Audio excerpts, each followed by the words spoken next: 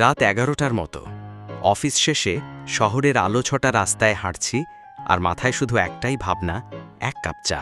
এক কাপ চা চাই, একটু বসে গরম হাওয়া যাক।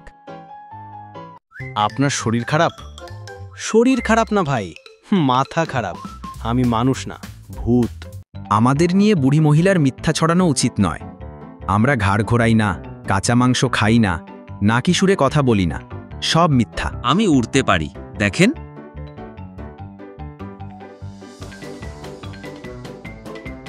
ওই নারিকেল গাছটা দেখছেন? ওটাই আমার নতুন বাসা।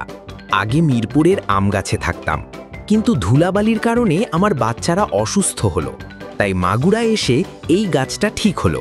ওয়াও, সত্যিই ভীষণ সুন্দর গাছ। এটাই আমাদের শান্তি। এই মেয়েটা সারা দিন মিথ্যা বলে, আজ রাতে সীমা ছাড়ালো। কি? কিভাবে? বয়ফ্রেন্ড জিজ্ঞেস করলো, সোনা তুমি খেয়েছো? মেয়েটা বলল, তুমি না খাওয়া পর্যন্ত আমিও কিছু খাবো না বাবু। অথচ তার হাতে বার্গার। মিথ্যা আমি সহ্য করতে পারি না। আমার বাচ্চারা বড় হয়ে যদি মিথ্যা শেখে, সেটা আমি চাই না। তাই নতুন বাসা খুঁজব, ভূতের মতো ভূত বানাবো। আপনি এত ভয় পাচ্ছেন কেন? ভয় নয় ভাই, মিথ্যা সহ্য হয় না। বাসায় ফেরার পথে রাতেই রাস্তায় হালকা বাতাস, বাতির ঝলকনি, আর আমার ভাবনায় ভূতের মজার ঘটনা। টেক আউট 2.0 এর বার্গার কেমন ছিল? ও মা, তুমি জানলে কিভাবে আমি বার্গার খেয়েছি? ঠিক তখন ঘরের লাইট ফ্লিকার করল। জানালার বাইরে নারিকেল গাছ দেখা গেল।